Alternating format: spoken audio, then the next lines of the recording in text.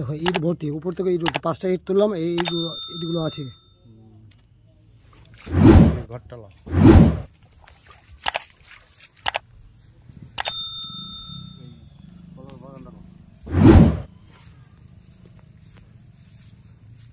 এই যে কলার বাগান, এই যে ঘর।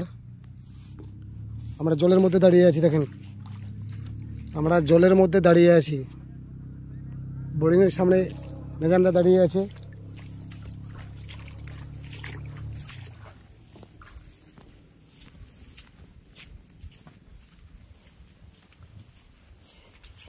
এই যে ঘরের পিছনটা দেখাচ্ছি,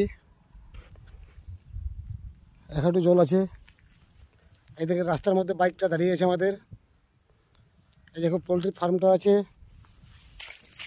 এটা হচ্ছে মাধবপুর, এটা হচ্ছে দুর্গাপুর। এইদিকে এখানে আপনার বোর্ড,